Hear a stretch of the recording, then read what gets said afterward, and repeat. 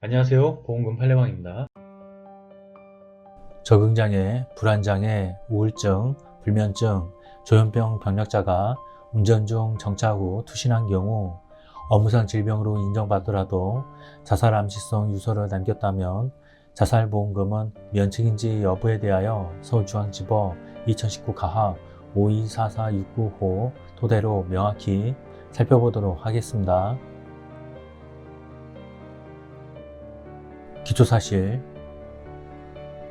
망인은 2016년 12월 12일 03시경 I 차량을 운전하여 평택시 포승읍 만오리에 있는 서해대교를 서울 방향 외측 278km 지점으로 이동하던 중 정차한 후 곧바로 해상으로 투신하여 사망하였습니다. 재판부의 판단: 쟁점 가 면책 예외 사유에 해당하는지 여부에 관한 판단, 유리한 사실 등.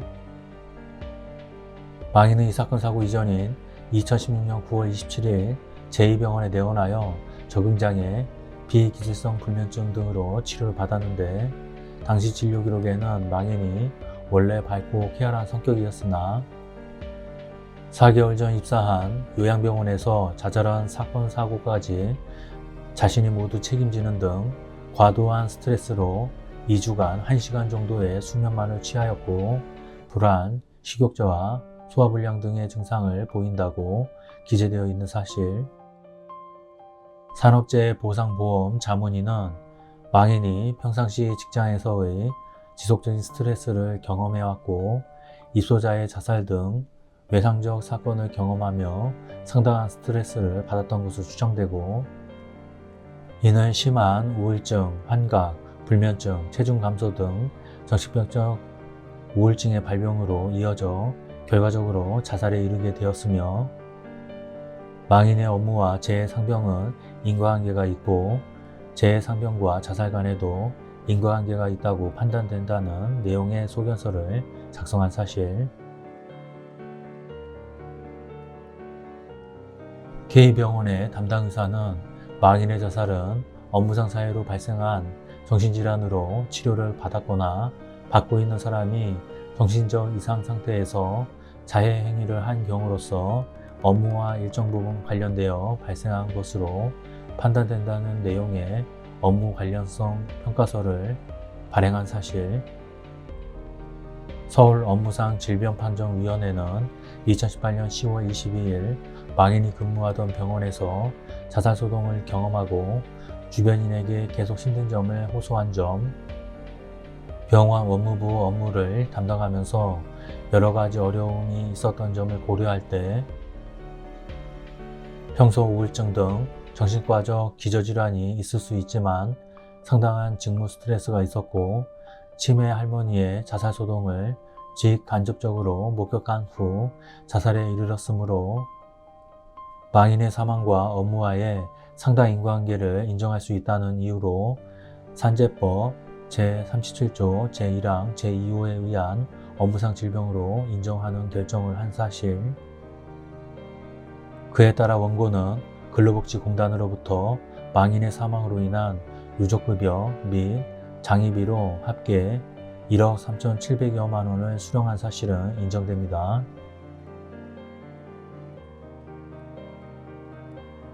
그러나 위 인정 사실만으로는 이 사건 사고가 망인이 자유로운 의사결정을 할 수 없는 상태에서 발생한 결과라고 보기 어렵고 달리 이를 인정할 만한 증거가 없습니다. 불리한 사실 등.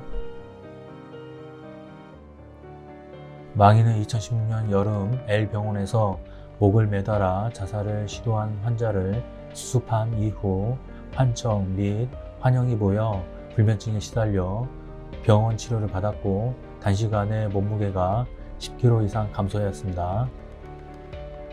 그러나 망인이 위와 같은 심한 스트레스를 받았다는 사정만으로는 스스로 자기의 생명을 끊는다는 행위의 의미나 그 행위에 따른 결과를 인식 판단할 수 없을 정도의 정신질환을 겪었다거나 그와 같은 유사한 상태에 있었다고 단정하기 어렵습니다. 원고는 경찰에서 망인이 이 사건 사고 직전인 2016년 12월 7일 전화로 돈 때문에 힘들다는 내용의 말을 하였고, 힘들다는 표현이 있어서 자살 암시가 있었다고 느꼈다는 취지로 진술하였습니다. 망인은 2016년 12월 10일부터 혼자서 차량을 운전하여 주로 고속도로로 이동하면서 휴게소를 들르는 것을 반복하다가 2016년 12월 12일 02시 13분경 서해대교에 차량을 정차한 후 난간을 넘어 투신하였습니다. 또한 망인은 차량에서 발견된 업무수첩에 이렇게 갈 수밖에 없는 상황을 이해해 주세요. 빚도 많이 있고 일도 해야 하는데 쉽지 않네요. 동생에게 상속 포기도 잘 가르쳐 주세요. 먼저 가서 미안합니다. 보증금으로 해지 좀 부탁드리겠습니다. 그날 사건 이후로 아무 일도 못하는 상황이 지속되고 환청과 환영이 보입니다. 회장님, 이사장님, 부원장님 죄송합니다. 그동안 감사했습니다. M형 일요일에 같이 못 가서 미안해요. 무연고 처리될 수 있게 부탁 좀 드릴게요. 이렇게 가는 마당에 장례가 필요 없을 것 같아요.